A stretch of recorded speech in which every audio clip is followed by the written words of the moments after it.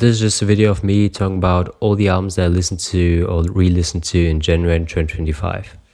First, I listened to No Fucking Rockwell by Lana Del Rey. As far as I'm concerned, when I've listened to all of her albums except for Lust for Life and Honeymoon, this is her best work yet. As much as I appreciate how good she is as a songwriter and how much she captures this blend of this Victorian era classiness and the failed American dream, I've never felt like I knew the person Lizzie Grant. And that's different here. While other times you can only see the facade of the melodramatic lyrics, you can read a person through it here. I feel like there could be more to be said here, but I'll just leave it at that. It's a special record that touched me deeply. Listen to Venice Bitch. Then listen to Spirit of Eden by Talk Talk. I find it so funny how there are like artists that have like one big song on the radio and then that's it.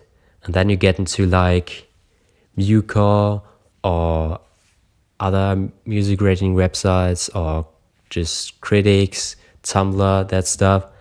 And then you realize all of these people worship this band. But I think there's no case that's as extreme as Talk Talk. And I mean, Spirit of Eden is amazing.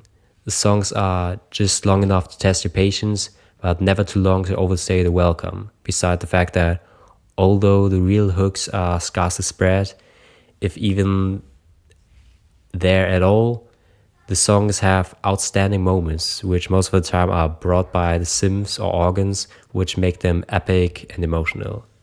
Check out I Believe in You. Then listen to Laughing Stock, also by Talk Talk. As a successor to Spirit of Eden, this does everything right that album did great and expands on those things. It is like the best kind of bittersweet music where the instruments seem to talk their own language and you don't even have to understand the words that are sung because you can feel the music and what it tries to tell you. And then there are those soft moments where the band seems to give you a little smirk of gotcha, and you cannot really deny it. At this point, with all the music I've listened to so far, this might be one of the like 30 best albums I've ever heard. Check out Newgrass. Then listen to Dig Me Out by Sleater Kinney, a very fast record and quite fun one, I'd say. Listen to the title track. Then listen to Doggerel by Fontaines DC. I got the idea from Carsten Ronquist to like a challenge for the whole year that I listen to like an album every Wednesday that has like an animal either on the cover or in the title, and then called Wild Wednesday. So this is the first instance of that, and the album itself is pretty punk adjacent, which kind of surprised me. If you don't like it though, the second half explores their abilities even more and more in the alternative rock direction. Listen to Roy's Tune. Then listen to Nonagon Infinity by King Gizzard and the Lizard Wizard. And this is like the musical equivalent of a black double espresso. I at times had to laugh at this because it's also kind of goofy and I can't really say why. While being fast and repetitive in the best way possible, like the earwormy way, it's also quite dense, which makes for a fascinating listen. It's like eating something that's sweet that also has too much salt in it. It tastes good, but also a little too intense, which makes the experience all the more interesting. Listen to Robot Stop. Then listen to Moondance by Van Morrison, which I enjoyed much more than I thought I would. Honestly, can barely think of any better singer that I've ever heard, at least from male vocalists. I think the instrumentation is also pretty good, but it's more like in the background.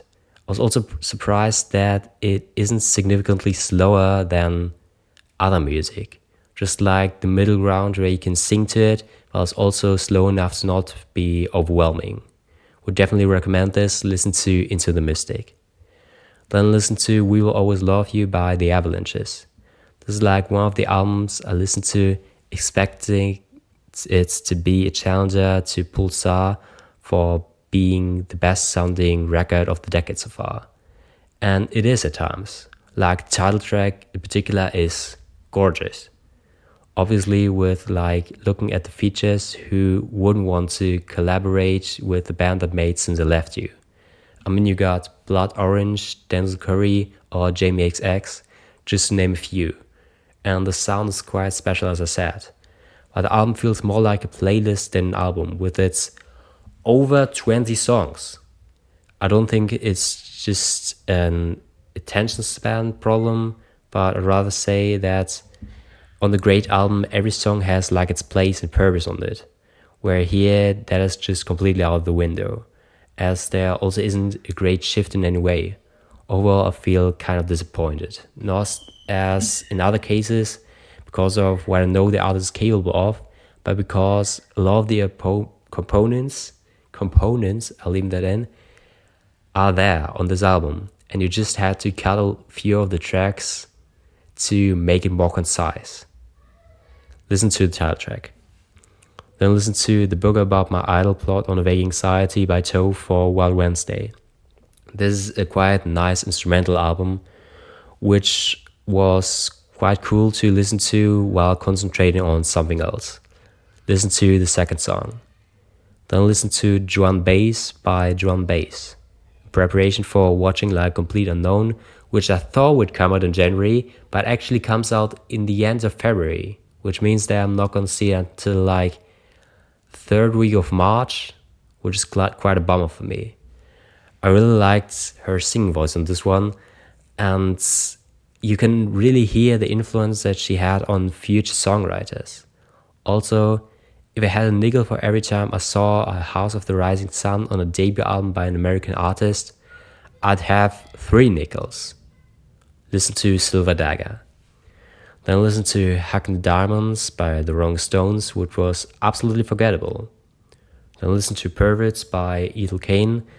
And as I said in my review, I think it makes more sense to look at it with the question, what's an album like this wants to tell us as being an album like this, and less through the music it has on it. And though that conversation, I'm sure, is pretty interesting to be had, I don't think I care enough about the music to have that conversation. Listen to the title track. Then listen to Tiger Milk by Belle Sebastian. I would say that I much rather listen to If You're Feeling Sinister If I Were You. It has much better songs and is just literally from the same band in the same style. The only thing I'd recommend from this is Electronic Renaissance, as that is at least something different. Then listen to 111-00011 by Asian Glow. When I listen to music in a language I don't understand, it always has a tendency to make me feel removed from the artist. Like I didn't get the chance to grow into liking it. I didn't feel that here at all. The music is so instantly recognizable, and the energy has this nice blend of nostalgia and some other feeling. It is very likable. I recommend Feel All the Time and the title track. Then listen to Valentine by Snail Mail. As a lover of Lush, I was usually disappointed in this. It's like the poster boy of indie rocker goes mainstream. You got the bigger bands and the more open atmosphere, but the soul of the original artist is completely gone. Listen to Gloria though. Then listen to Aaliyah by Aaliyah. And I'm beginning to realize that this isn't really my type of music. Partly because of how stale it seems. Like they got the sound and the melody they established in like the first 20 seconds. And if you don't like that, there's nothing for you to see here. But Aaliyah and Timbaland have such a good track record of nailing both of those things to be so enjoyable that I still like the album pretty much. Listen to Loose Rap. Then listen to Are We There by Sharon Van Etten. And after this, I was still not really able to say much about Sharon as an artist. Then listen to Folklore by Taylor Swift, which was pretty nice. It's like the most Taylor album has appealed to me in just the sound, which is similar to Evermore. And also, the lead singles to those 2 albums are like my favorite of hers. As of now, I prefer Cardigan, because from listening to it just now, I got reminded how amazing it really is. So listen to that song. Then listen to Blonde by Frank Ocean. Although it took me like so long to at least get a surface level what people like about this, I think there's still something to unfold itself to me here that hasn't quite clicked with me yet. So I like it, but I think it has the potential for me to find it great, but I'm not quite there yet. Listen to Nikes. Then listen to Cup by Wonder Horse, and it's great. As an indie rock album, this is about as good as it gets. Leader of the Pack is so catchy, Butterflies is satisfying, like it just makes sense and still is so nostalgic. A great listen throughout. Then listen to Illinois by Sufjan Stevens. Although I know Sufjan's stuff by now and what his style is and that I like that stuff, I have always been intimidated by this album, which many might consider as best. Part of it is due to the length, part of it due to those song titles, and despite of all of those, I found this so enjoyable. And that is also kind of what the album does in general. It takes concepts of song ideas you might find difficult to enjoy and then makes you enjoy them. Like a medley in 5/4 that's 7 minutes long. And that is because of the charm the music has. He's clearly having fun with what he's doing. Besides, the sound is like so great. Just from the first moment I heard the piano, I knew this is gonna be amazing. Obviously, Chicago is a good song, but even the songs with more of an acoustic flair work so well. Sufjan has such a cozy singing voice that it can make the musically dizzy songs more pleasing and the stripped down ones intimate. And if I now had to choose, I think Carrie and Lowell is quote-unquote the better album. But if you're more into having a good time than having thoughts of mortality, then I think you should go with Illinois. Listen to Casimir Polanski Day. Then listen to Humanhood by The Weather Station. And she's just one of those artists that sticks to one style for like the whole career, I guess. It has the vibe of like hugging a tree, which seems like oddly pretentious because it is. I think if you just have one style throughout your whole career though, that also doesn't really rely on hooks, there isn't really much of a reason to listen to anything else but the one album that does that best, which this one isn't.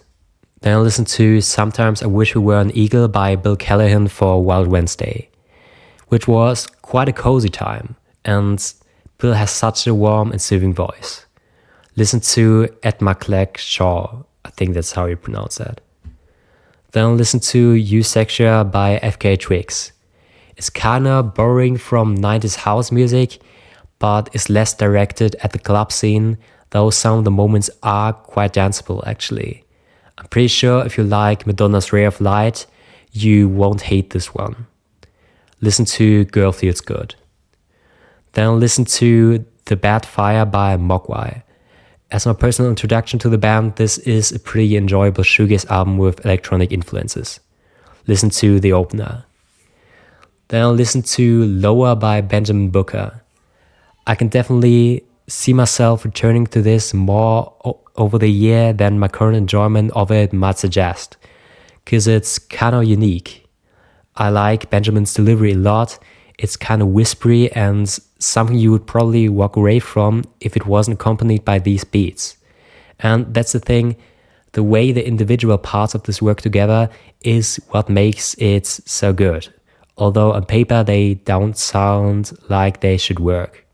Listen to Pompeii Statues. Then I'll listen to Never Exhale by Ditz.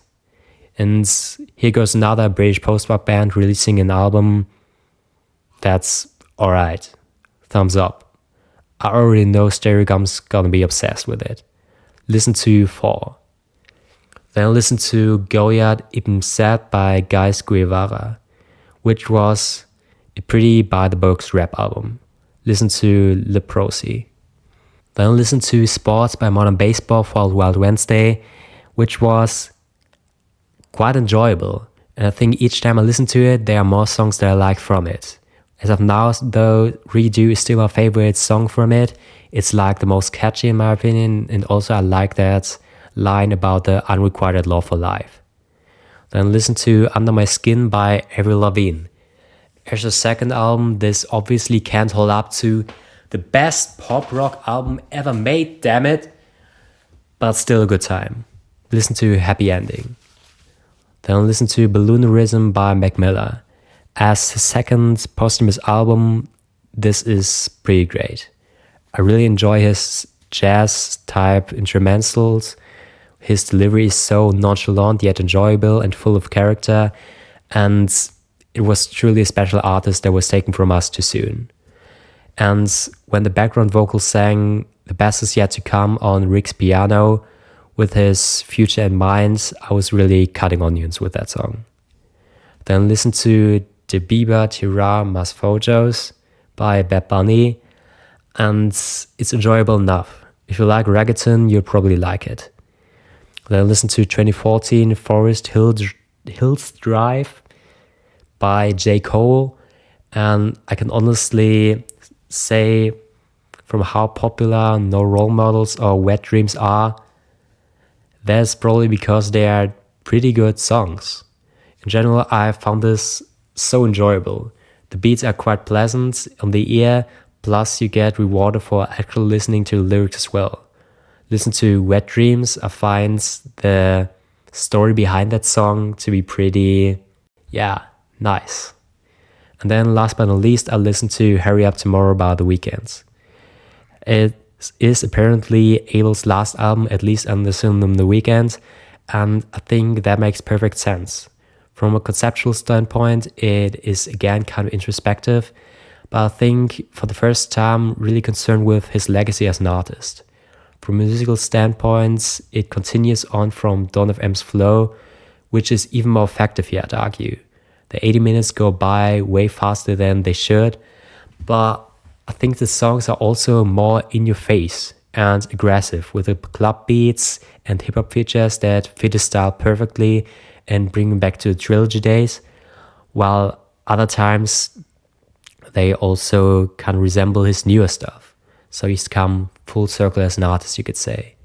And if this truly enters discography, then the title track is about as good as a farewell track you can get.